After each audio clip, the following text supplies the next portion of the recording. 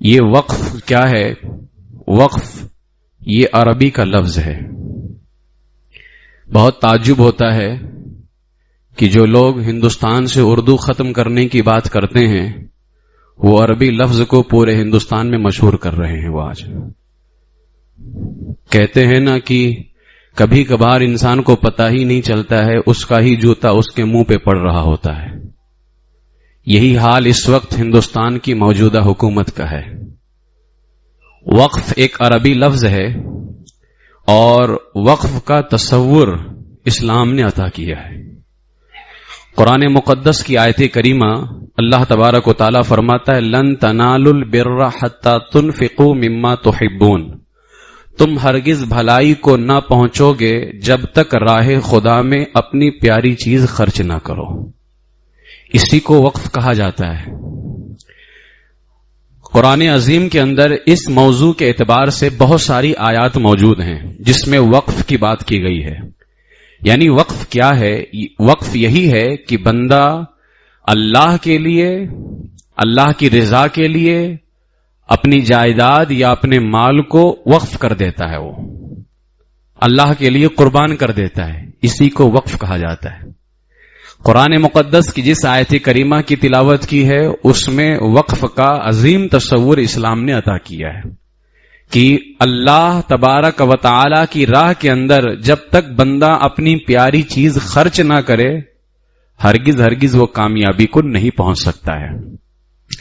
احادیث کریمہ کا اگر جائزہ لیا جائے تو احادیث کریمہ سے بھی اوقاف یعنی وقف کی حقیقت اور اس کے واقعات کا اندازہ ہوتا ہے.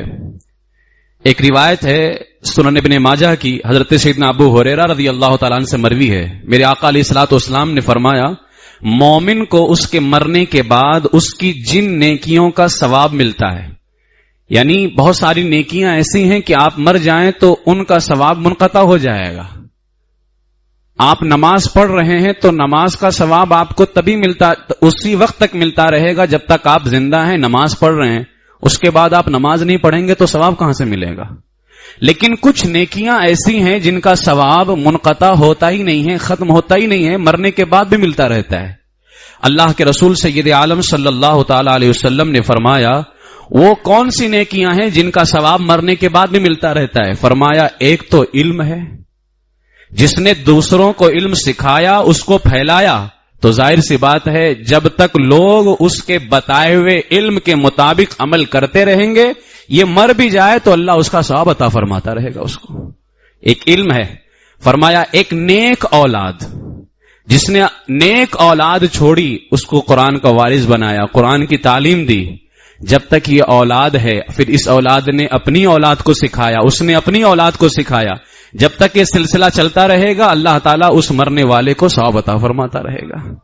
اسی طریقے سے فرمایا کسی نے مسجد تعمیر کر دی، اب اس مسجد کے اندر جن لوگوں کی اینٹیں لگی ہیں ان کو رخصت ہوئے زمانہ گزر گئے لیکن آج بھی ثواب مل رہا ہے انہیں. کسی نے مسافر خانہ بنوا دیا، کوئی ایسا گھر بنوا دیا کہ یہاں سے چلتا ہوا آدمی رات اگر پڑ جائے تو یہاں رک جائے وہ، یا یہاں رک کر کے تھوڑا آرام کر لے، مسافر خانہ بنوا دیا تو جب تک وہاں لوگ ٹھہرتے رہیں گے اللہ اس کا ثواب عطا فرماتا رہے گا، وہ مسافر خانہ جب تک باقی ہے.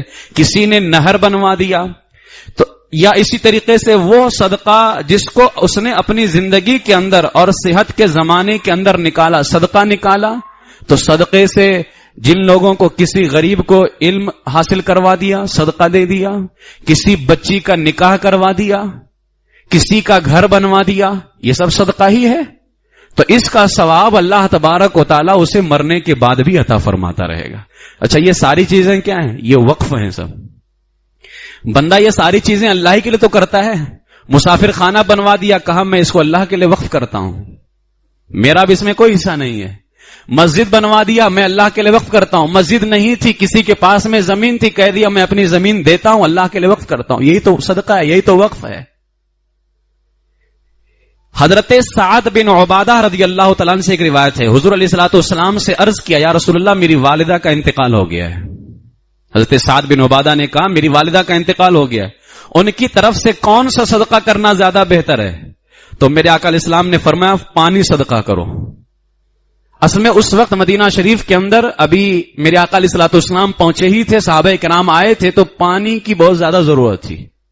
تو آپ نے فرمایا پانی کا صدقہ کرو. تو انہوں نے کیا کیا, اپنی والدہ کی طرف سے کنواں کھودوایا اور فرمایا کہ میں اس کو اللہ کے لیے وقف کرتا ہوں. اب اس کا ثواب ان کی والدہ کو مل رہا ہے. ایصال ثواب کا جو انکار وہابی کرتے ہیں, ہمارے پاس یہی ایک حدیث یہ بھی دلیل ہے کہ ایصال ثواب کا حکم اللہ کے رسول نے عطا فرمایا. تو وہابی کہتے ہیں پھر کنواں کھودواؤ. تو کتنا کنواں کھودوائے گا؟ اصل میں سمجھنے کی ضرورت ہے حدیث پاک کو بھی. وہاں پانی کی ضرورت تھی اس لیے فرمایا کنواں کھودواؤ. تو آج ایصال ثواب کے وقت جس چیز کی ضرورت رہے گی اس چیز کا حکم علماء کی طرف سے ملے گا.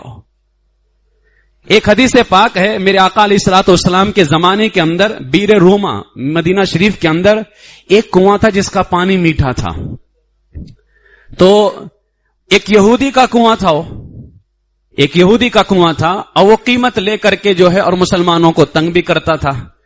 حضرت سیدنا عثمان غنی رضی اللہ تعالیٰ نے اس کے ساتھ میں ڈیل کر لی, کہا ایک دن کنویں کا مالک تو رہے گا, ایک دن کنویں کا مالک میں رہوں گا, کیونکہ وہ بیچنے پر تیار نہیں تھا.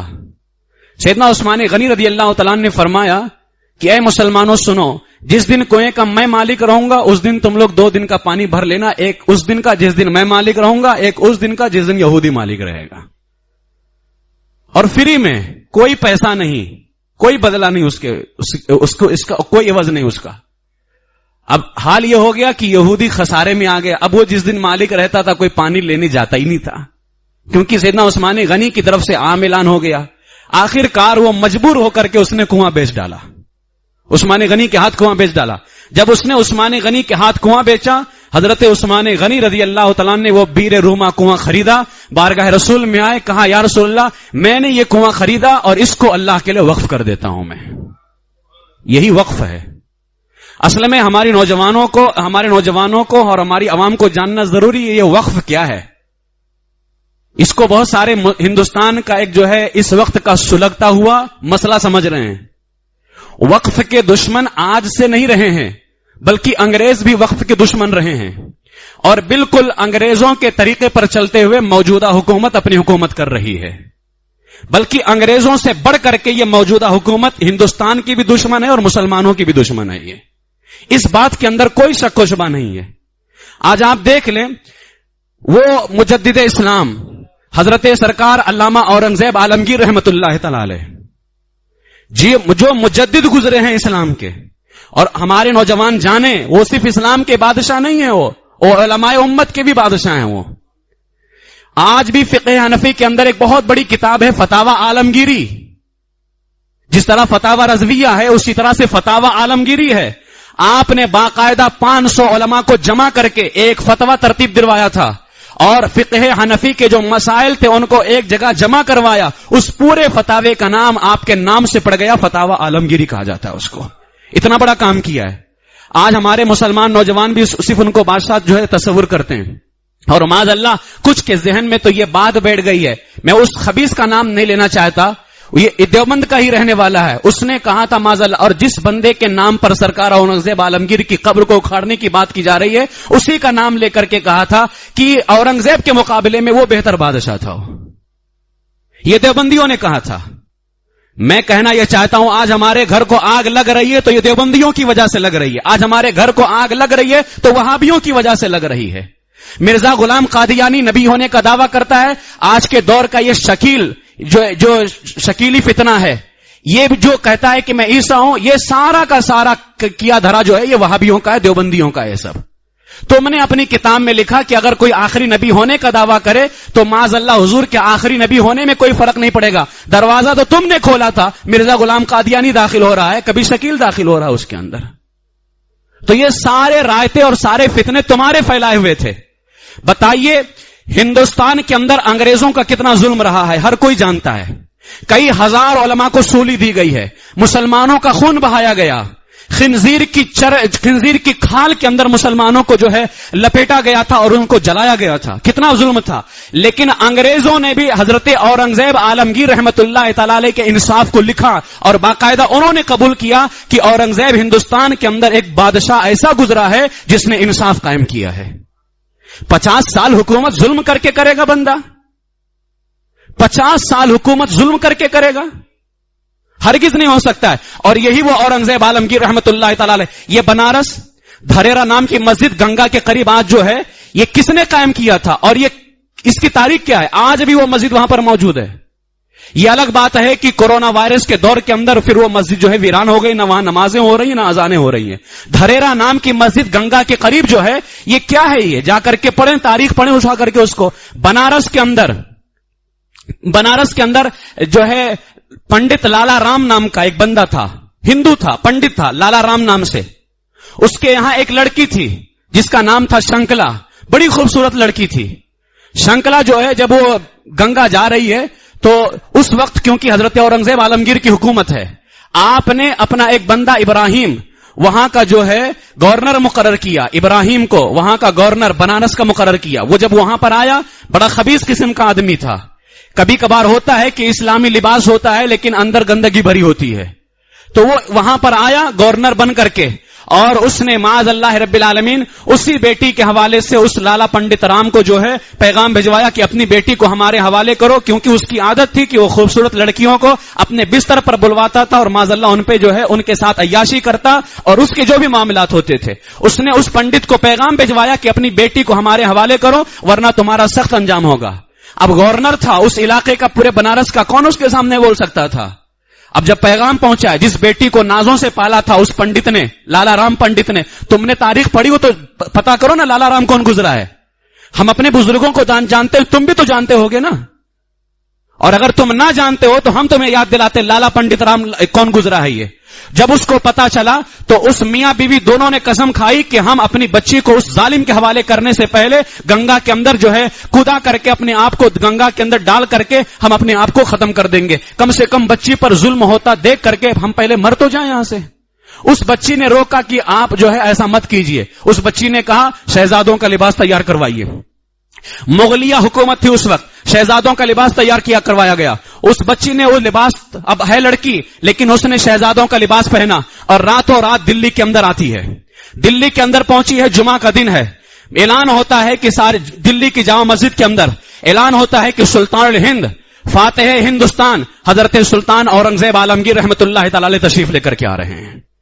हजरत ने जुमा की नमाज अदा करवाई, बाद में निकले तो आज की तरह नहीं थी, तुम्हारी तरह कि तुम किसी की बात तक ना सुनो। और आज आप देख लें, ये 2 मार्च की तो तारीख गुजरी है, क्या तुम समझते हो? ये 2 तारीख वो तारीख गुजरी है जिसने मुसलमानों की पीठ के अंदर खंजर घोंपा है। ये 2 मार्च जो गुजरा है, हमारे नौजवान तो अय्याशी कर रहे हैं, पिक्चर देख रहे हैं और नमाजें छोड़ रहे हैं। मस्जिद नमाजियों से भरी हुई थी रमजान के अंदर। रमजान के जाते ही देखे मस्जिदों का क्या हाल कर दिया है। हम रोना रो रहे हैं कि आज हमारे ऊपर जुल्म हो रहा है। मेरे आका इस्लाम ने बहुत पहले फरमा दिया था, अमालुकुम अम्मालुकुम, जैसे तुम्हारे अमल होंगे वैसे तुम्हारा हाकिम भी होगा। हाकिम अगर बुरा है तो तुम्हारे अमल भी तो बुरे हैं। तो तुम हाकिम को देख करके अंदाजा लगा लो तुम्हारा अमल कितना बुरा है। जितना बुरा हाकिम है उतना ही बुरा हमारा अमल भी है आज। अगर हमारे अमल अच्छे होते तो अल्हम्दुलिल्लाह सुल्तान औरंगजेब आलमगीर जैसा हमें हाकिम मिला होता।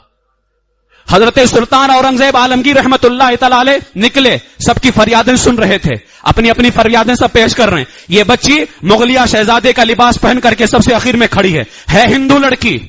लेकिन मेरे आका इमाम हुसैन करबला जाकर के सिर्फ मुसलमान बेटी की इज्जत नहीं बचाए थे, पूरे जो है पूरी दुनिया के इंसानों की बेटियों की इज्जत की हिफाजत मेरे आका इमाम हुसैन ने फरमाई थी। आखिर वही तालीम तो औरंगजेब आलमगीर को भी मिली हुई थी जो तालीम इमाम हुसैन ने करबला के मैदान में दी थी। ये बच्ची सबसे आखिर में खड़ी थी।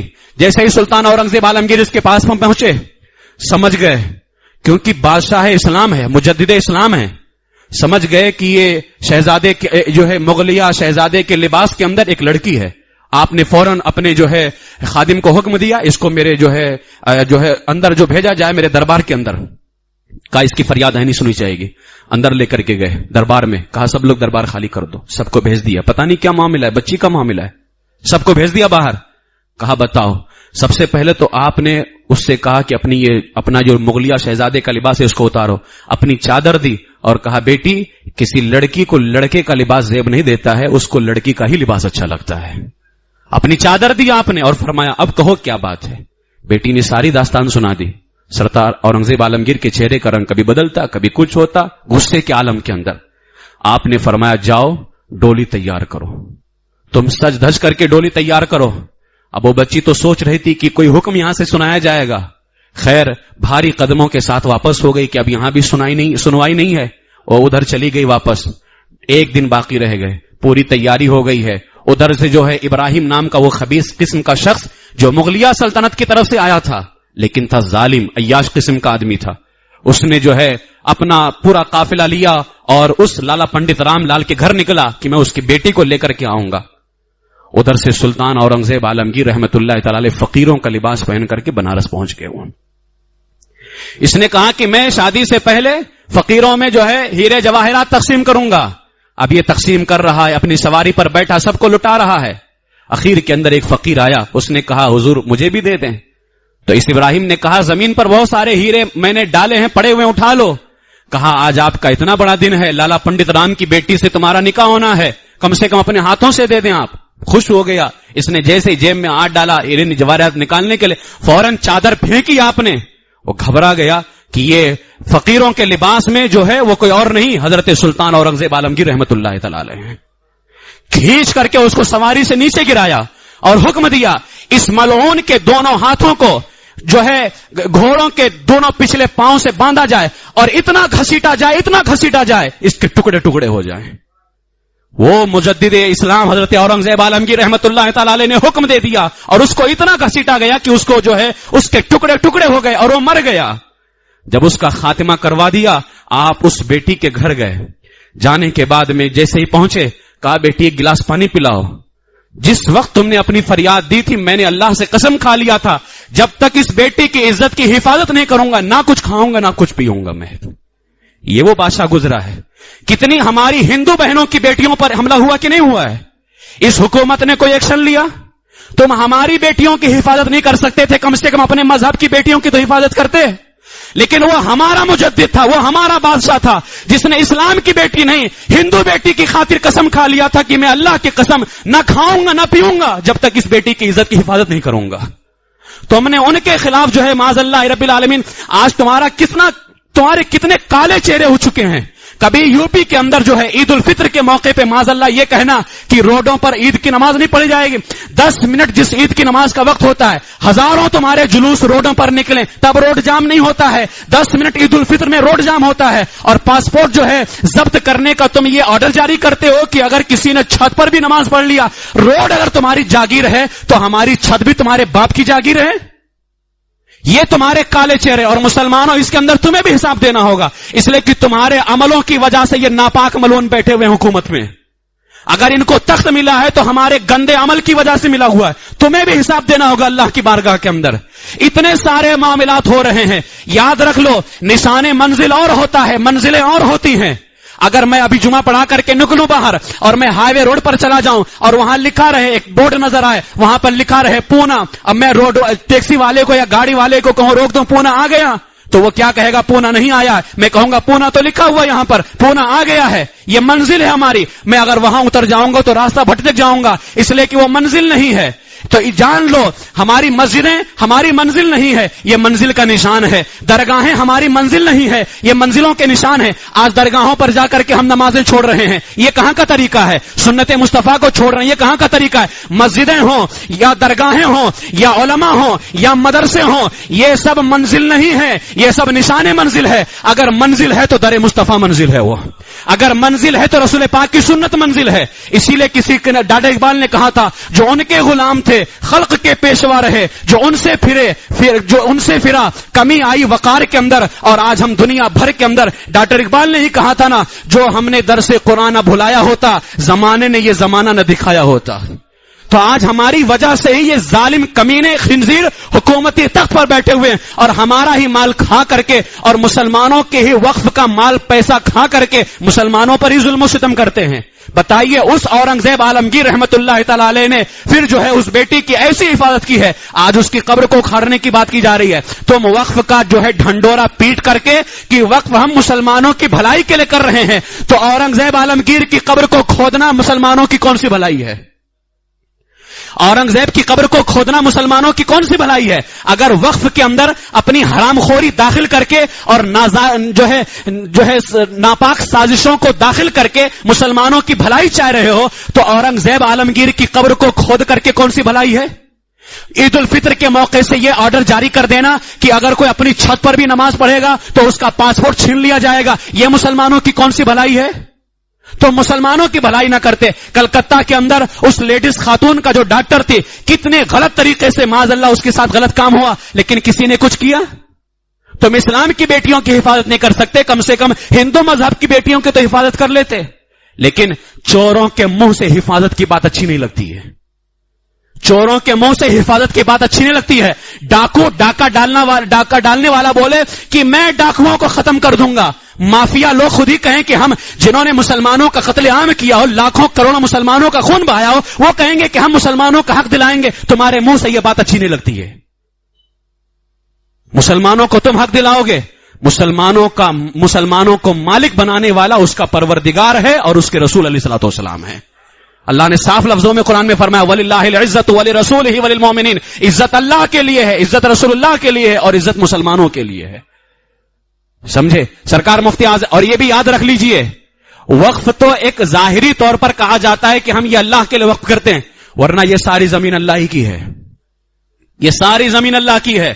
سرکار مفتی اعظم ہند کی بارگاہ کے اندر کوئی تقریر کر رہا تھا، مقرروں کی زبان میں بھی جو ہے بڑے معاملات ہوتے ہیں، ان کی زبان بھی قابو میں نہیں رہتی ہے، اپنی زبان بہت صحیح سوچ سمجھ کر کے ادا کیا کرو۔ مفتی اعظم ہند کی بارگاہ میں ایک تقریر کر رہا تھا، اس نے کہا یہ زمین ہے، ہندوستان ہے، یہاں ان کی بھی عبادت ہوگی، اس کی بھی عبادت ہوگی۔ کہا سنو، توبہ کرو، یہ صرف اللہ کی زمین ہے، یہاں صرف اللہ کی عبادت کی جائے گی۔ ہاں کوئی جبر کے طور پہ، ظلم کے طور پر کرتا رہے، لیکن ہم کیسے کہہ سکتے ہیں کہ یہاں اللہ کی بھی عبادت ہوگی اور اس کی بھی عبادت ہوگی؟ یہ صرف اللہ کی زمین ہے اور یہاں صرف اللہ کی عبادت ہوگی۔ تم کرتے رہو، اس کا حساب تو تمہیں قیامت کے دن دینا ہوگا، لیکن یہ زمین اللہ کی ہے اور یہاں صرف اللہ کی عبادت کی جائے گی۔ تو یہ وقف کیا ہے؟ یہ جو مسلمانوں نے وقف کیا ہے۔ اب جو ہے وقف کے حوالے سے بہت ساری باتیں تھی جو میں آپ کی بارگاہ کے اندر رکھنا چاہتا تھا، آپ کے سامنے پیش کرنا چاہتا تھا۔ ہندوستان کے اندر یہ وقف کا جو مسئلہ ہے، ہندوستان کے اندر انگریزوں نے بھی وقف کے خلاف کارنامے اپنائے۔ سب سے پہلے 1923 کے اندر وقف ایکٹ قائم کیا گیا۔ اس کے بعد آزادی کے بعد میں 1954 جب انگریزوں نے وقف کے خلاف حملہ کیا اور وقف پر قبضہ جمانا شروع کیا تو 1923 کے اندر عیسوی کے اندر وقف ایکٹ قائم کیا گیا۔ پھر جب ہمارا ملک آزاد ہوا اس کے بعد ان لوگوں نے وقف کے خلاف جانا شروع کیا 1954 کے اندر، پھر اس کے بعد 1984 کے اندر، آخری جو ہوا جو ہے 1995 کے اندر، اور آج بھی جو آرٹیکل وقف کے حوالے سے پیش کیے جاتے ہیں وہ 1995 کے پیش کیے جاتے ہیں، جبکہ اس کے بعد 2010 اور 2013 کے اندر ہوا ہے۔ اس کے بعد سے 2024 اس لیے کہا جاتا ہے وقف ترمیمی بل 2024 سے اس موجودہ حکومت نے وقف بل کے خلاف وقف کے حوالے سے ایک اپنا ناپاک منصوبہ تیار کیا، اور یہ ہم جان لیں کہ ہندوستانی اوقاف کوئی معمولی چیز نہیں ہے۔ آخر کیا وجہ ہے کہ یہ اتنا وقف کے خلاف ہے؟ ہندوستانی اوقاف کوئی معمولی چیز نہیں ہے۔ اس وقت ہندوستان کے اندر سچر کمیٹی کی رپورٹ کے مطابق 9 لاکھ ایکڑ سے زیادہ زمینیں اوقاف کی ہیں۔ فوج اور ریلوے کے بعد سب سے زیادہ زمینیں اگر کسی کے ہیں تو وہ مسلم اوقاف کی ہیں۔ فوج اور یعنی آج ہم بھی ان کو بتا رہے ہیں جو ہمیں ملک سے نکالنا چاہتے ہیں کہ آج زمینی اعتبار سے بھی ہم ہی سب سے مالدار ہیں۔ یہی تو حملہ ہے جو ہمیں ملک سے نکالنے کی کوشش کر رہے ہیں۔ وہ جانتے ہیں کہ ہم سے زیادہ زمینیں تو انہی کے پاس میں ہیں، ہم ملک سے کیسے نکال سکتے ہیں؟ 9 لاکھ ایکڑ سے زیادہ زمینیں ہیں آج مسلم اوقاف کے اندر، اور موجودہ حکومت جو ہے یہ مسلمانوں کو ہر طرف سے، آج وجہ کیا ہے؟ الہ آباد کے اندر، پورے یو پی کی بات نہیں کر رہا، الہ آباد ہائی کورٹ نے دینی مدرسوں کو بند کرنے کا حکم نافذ کر دیا ہے۔ الہ آباد کی ہائی کورٹ نے اب وہاں سپریم کورٹ کے اندر جو ہے مقدمہ داخل کیا گیا ہے، سپریم کورٹ نے سوال تو کھڑا کیا ہے لیکن ابھی مکمل فیصلہ نہیں کیا ہے، لیکن الہ آباد کی ہائی کورٹ نے مدرسوں کو بند کرنے کا فیصلہ سنا دیا ہے۔ سپریم کورٹ کا فیصلہ باقی ہے۔ امید ہے اگر ان کے اندر انسانیت ہوگی اور کسی کے خریدے ہوئے نہیں ہوں گے تو پھر فیصلہ جو ہے انصاف کے مطابق ہوگا، اور مدرسے جس طرح دوسرے لوگوں کی تعلیم گاہیں کھلی رکھنے کی اجازت ہے اسی طرح اسلام کی تعلیم گاہیں بھی کھلی رکھنے کی اجازت ہوگی۔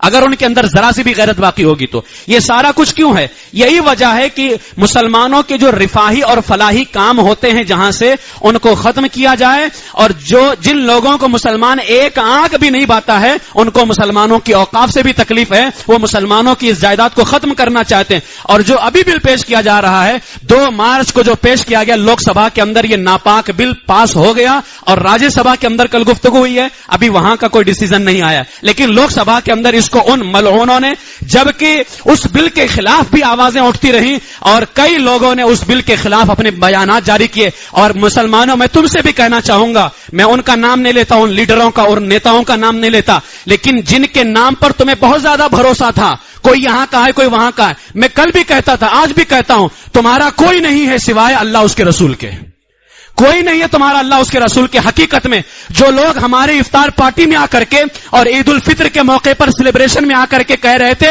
کہ ہم تمہارے ساتھ میں ہیں, ہم اس بل کے خلاف جائیں گے, اس بل کو پاس نہیں ہونے دیں گے, وہ جا کر کے جو ہے لوک سبھا کے اندر اسی کی حمایت میں بیان دے رہا ہے. وہ تم کو اس نے بتا دیا ہے, اور آج بھی اگر تمہارے ہوش کے ناخن نہیں آئے تو یاد رکھ لو تمہارا اتنا برا حال ہونے والا ہے. ان لوگوں کے گھر بلڈوزر سے گرائے گئے, تم اپنے مکان بنا کر کے خوش فہمی میں مبتلا مت رہنا. مہاراشٹر کے اندر پوری تیاری ہو رہی ہے, پوری تیاری ہو رہی ہے. کیا بات ہے, ابھی تو 1 سال شاید میرے خیال سے پورے ہوئے ہوں گے, یا 1 سال نہیں ہوئے ہوں, یا 1 سال سے زیادہ ہوا ہو. اورنگزیب عالمگیر کی قبر کا مسئلہ چھڑ گیا, ابھی 1 سال بھی پورے نہیں ہوئے ہیں. ابھی تمہیں 4 سال دیکھنا ہے مہاراشٹر کے اندر. اپنے حالات کو بدلو. اگر اپنے حالات کو نہیں بدلا, سب سے زیادہ وقف کی زمین سے جو فائدہ ہو رہا ہے وہ وقف بورڈ کرناٹکا کو ہو رہا ہے. وقف بورڈ کرناٹکا کو سب سے زیادہ جو ہے اس سے فائدہ ہو رہا ہے, وقف کی زمینوں سے سب سے زیادہ. اور سب سے زیادہ وقف کی زمینوں پر جو قبضہ کیا گیا ہے وہ مہاراشٹر کی سرزمین پر وقف کی زمینوں پر قبضہ کیا گیا ہے. اس لیے کہ اس وقت پورے ملک کے اندر جو اوقاف کی زمینیں ہیں ان کی جو قیمت ابھی کی نکالی گئی ہے 1.2 لاکھ یعنی 12,000 ملین ہے. اوقاف کی زمینوں کی قیمت 12,000 ملین. اگر اس کا یعنی 12,000 ملین کا صرف 10% نکال دیا جائے, یعنی 12,000 کروڑ مسلمانوں کی تعلیم پر, سماجی مسائل پر خرچ کر دیا جائے, تو سرکار سے کوئی روپیہ لیے بغیر مسلمان ترقی کر جائے گا. صرف اگر اس 12,000 ملین کا 10واں حصہ 12,000 کروڑ نکال دیا جائے مسلمانوں کے لیے. یہ جو ہندوستان کے اندر جو ہے, پورے ملک کے اندر جو ہندوستان میں جو پورے ملک کے اندر جو اوقاف کی زمین ہے, یہ اس کی قیمت ہے. اتر پردیش کے اندر وقف بورڈ کی 3,000 زمینیں ہیں. 3,000 زمینوں پر انہوں نے ناجائز قبضہ کیا ہوا ہے, جس کی قیمت کروڑوں خربوں روپیہ ہے. راجدھانی جو ہماری راجدھانی ہے دلی کے اندر یہ حیرت انگیز انکشاف سامنے آیا ہے. وقف کی جائیداد 1977 ہے, جس میں سے 600 زمینوں پر سرکاری اداروں اور زمین مافیا کا قبضہ ہے. وہ مافیا مٹانے والوں کو یہ نہیں سمجھ میں آتا ہے.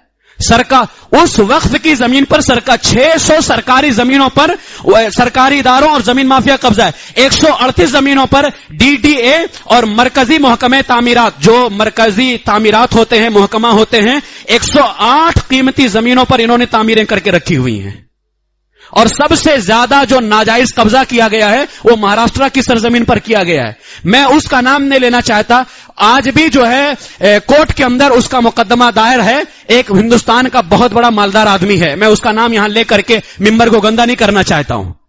آج بھی ممبئی کورٹ کے اندر اس کے نام سے جو ہے مقدمہ دائر ہے کہ اس نے اپنی جو پراپرٹی بنائی ہے یہ وقف زمین پر بنائی ہے. سوال پیدا ہوتا ہے کہ اگر مسلمانوں نے قبضہ کیا ہوتا یا ہندوستان کا کوئی کم طبقے والا قبضہ کیا ہوتا تو ناجائز قبضے کا نام پر بلڈوزر لے کر کے پہنچ گئے ہوتے. تو یہ قبضہ تو تم لوگوں نے کر کے رکھا ہوا ہے. کتنے وقف کی زمینیں ہیں جن پر تم نے قبضہ کیا ہے؟ میرے عزیزوں, ابھی بھی وقت ہے. اگر اپنے آپ کو تم نے نہیں سدھارا, میرے اعلیٰ حضرت علیہ رحمت و رضوان سے پوچھا گیا, فتاوی رضویہ شریف کے اندر جلد 16 صفحہ 157 کے اندر پوچھا گیا کہ اگر کوئی وقف شدہ زمین پر ناحق قبضہ کر لے تو مسلمانوں کو اس کے لیے کیا کرنا چاہیے. جواب دیتے ہوئے اعلیٰ حضرت فرماتے, مسلمانوں پر فرض ہے کہ حتی المقدور یعنی جتنی کوشش ہو ہر جائز کوشش حفظ مال وقف یعنی وقف کے مال کی حفاظت کے لیے، ودفع ظلم ظالم اور ظالم کے ظلم کو دفع کرنے میں اپنا مال خرچ کرے، اپنی کوشش خرچ کرے. اعلیٰ فرماتے ہیں اور سنو، اس میں جتنا وقت یا مال خرچ ہوگا یا جو کچھ محنت کرو گے اللہ کی بارگاہ سے اجر پاؤ گے.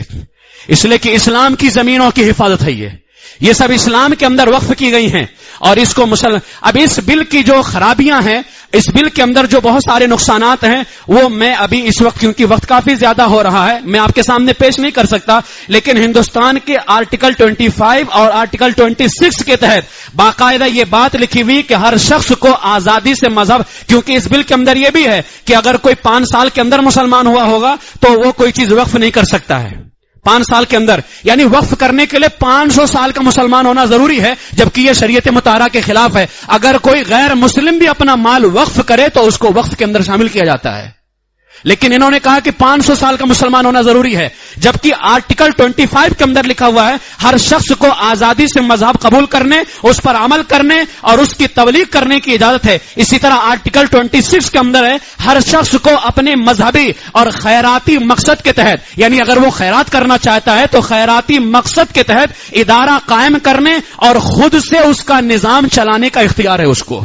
اور اس بل کے اندر 40 ترمیمیں کی گئی ہیں، جس میں سے ایک ترمیم معاذ اللہ یہ بھی ہے کہ مسلمانوں کی جتنی بھی اوقاف کی زمینیں ہیں ان میں جہاں بہت ساری کمیٹیاں ہوں گی، ان کمیٹیوں کے اندر چیف ایگزیکٹو جو ہے ہوگا، یعنی سب سے اعلیٰ درجے کا جو ناظم ہوگا، حفاظت کرنے والا، وہ غیر مسلم شخص ہوگا.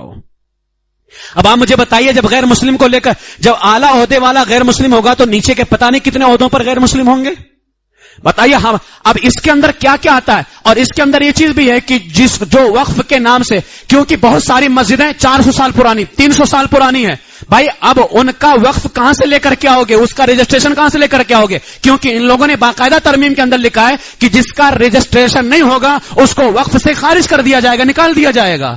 کتنی مسجدیں، اور آج ہمارے مسلمانوں کا تو بس کھانے بنانے سے، لینے دینے سے ہے، بس کچھ مسئلہ نہیں ہے. مزاروں پہ چادر چڑھاتے رہیں اور لنگر کرتے رہیں، اس کے علاوہ کوئی کام نہیں رہ گیا. کتنی ہماری مسجدیں ہیں ہماری ممبئی کے اندر، وہ رجسٹریشن نہیں ہے. وہ کتنی مسجدیں جو رجسٹریشن نہیں ہے. تم آخر کب رجسٹریشن؟ آج سے معنوں میں مسلمانوں پر بہت افسوس ہوتا ہے. آج رجسٹریشن کیسے کروا پائیں گے؟ یہ اپنا آدھار کارڈ صحیح نہیں کر پاتے ہیں. نام میں اگر مسٹیک ہو تو اپنا آدھار کارڈ صحیح نہیں کروا پا رہے ہیں، یہ رجسٹریشن کیسے کروائیں گے؟ حالات اتنے ہمارے خراب ہو چکے ہیں. معلوم ہے کہا کہ اگر رجسٹریشن نہیں ہوگا تو اس کو وقف سے نکال دیا جائے گا. مجھے بتائیے جو 300 سال 400 سال پرانی مسجدیں ہیں اس کا رجسٹریشن کہاں سے لے کر کے آئیں گے؟ وہ مسجدیں تو اسی نام پہ چل رہی ہیں نا کہ 300 سال سے وقف کی ہیں، اللہ کے نام پر زمینیں ہیں، چل رہی ہیں. کہاں سے آپ جو زمین کو وقف کرنے والا ہے اس کو قبر سے اٹھا کر کے لے کر کے آؤ گے؟ کہاں سے رجسٹریشن دکھاؤ گے تم؟ تو یہ سارے منصوبے تیار ہو رہے ہیں تمہارے خلاف، کیونکہ یہ بالکل فقیر ہو چکے ہیں، یہ بالکل مفلس ہو چکے ہیں. اور تمہاری زمینوں پر قبضہ کر کے، یاد رکھ لو آج تمہاری زمینوں پر قبضہ، میں اپنے نوجوانوں سے کہوں گا یہ بات، آج میں اس لیے کہہ رہا ہوں، تھوڑا وقت بھی ہو رہا ہے، آج میں یہ بات اس لیے کہہ رہا ہوں کہ ہمارے سارے علماء نے اس بل کو رد کر دیا ہے. رضا اکیڈمی کی طرف سے اعلان باقی ہے، اگر کبھی اعلان ہوتا ہے پر امن احتجاج کا، اللہ سے دعا بھی کرو کہ اللہ تعالی ہمارے اس ملک کی حفاظت فرمائے، ہمارے اس ملک کے اندر اللہ تعالی امن و امان کو قائم رکھے. لیکن اگر کبھی پر امن احتجاج، کیونکہ یہ بھی ہندوستانی دفاع کے تحت ہم کو پورا اختیار حاصل ہے کہ ہم پر امن طریقے سے احتجاج کرنا چاہیں تو ہم احتجاج کر سکتے ہیں.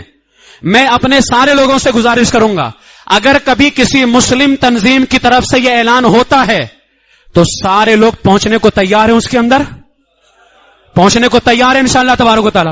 اپنی جانیں قربان کر دو. لیکن دیکھو ساری زمین اللہ کی ہی ہے، لیکن جس کو اللہ کے نام پر خاص طور سے وقف کیا گیا ہے اپنی جانوں کو قربان کر دو، لیکن اللہ کے نام پر وقف کی ہوئی زمین کی حفاظت ہمیں ضرور کرنی ہے. آج یہ اتنے مردود ہو چکے ہیں، آج یہ تمہاری زمینوں پر قبضہ کر رہے. کسی شاعر نے کیا خوب کہا، ہماری جماعت کے بہت بڑے عالم دین، اپنے حق کے لیے میدان میں نہ اترو گے اگر گھر کے ایوان میں ہی مار دیے جاؤ گے. پہلے تو چھینیں گے قانون بنا کر سب کچھ، تم بھی قانون پہ پھر وار دیے جاؤ گے، اسی قانون پہ تم کو ذبح کیا جائے گا. آج ہنسو مت، 2 مارچ کو جو تمہاری پیٹھ میں خنجر گھونپا گیا ہے اور تمہاری زمینوں کو قبضہ کرنے کا جو ناپاک منصوبہ لوک سبھا کے اندر پاس کیا گیا، کس لیے ہنس رہے ہو تم تو فلسطین کے بچوں کا خون بہتا رہا، ہنستے رہے. آج تمہارے اوپر بات آئی ہے، کم سے کم ان بچوں کے لیے آگے نہیں بڑھے. آگے بڑھنے کا لوگ یہ سمجھتے ہیں کہ تلوار لے کر کے نکلنا ہے.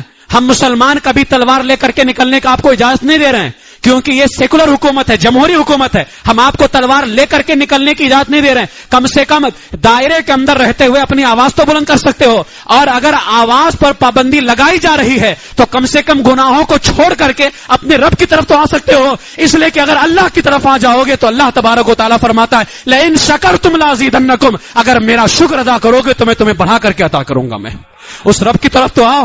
ارے اس رب کی طاقت بہت زیادہ، ہمارے پاس طاقت نہیں تو کیا ہوا؟ اس رب کی اس سب سے بڑی طاقت اس رب کی ہے. اس رب کی طرف آؤ، وہ چاہے گا تو لمحے بھر کے اندر ان ظالموں کو تباہ و برباد کر کے رکھ دے گا. لیکن تمہیں پلٹ کے آنے کی ضرورت ہوگی. جائیداد کی زمینوں کی حفاظت کرنا کیا ہے؟ فرض ہے. وقف کی حفاظت کیا ہے؟ وقف کی حفاظت فرض ہے. اللہ سے دعا کرو، رسول پاک علیہ الصلوۃ والسلام کی بارگاہ کے اندر دعا کرو، حضور علیہ الصلوۃ والسلام کی بارگاہ میں اپنے استغاثے پیش کرو، یا رسول اللہ ہم مسلمانوں پر نگاہ کرم فرمائیں اور ہمارے ہندوستان کے حالات کو بہتر فرمائیں. جو یہاں ہماری زمینوں پر ناجائز قبضہ کرنے کی کوشش کی جا رہی ہے، یا رسول اللہ آپ ہی ہیں اللہ کے فضل و کرم سے سارے چیزوں کے مالک، سارے خزانوں کے مالک، زمین و آسمان کے مالک آپ ہی ہیں. یا رسول اللہ آپ ہماری حفاظت فرمائیں. رسول پاک علیہ السلام کی بارگاہ میں استغاثہ پیش کریں. اللہ تبارک و تعالی ہماری اور آپ سب کی حفاظت فرمائے.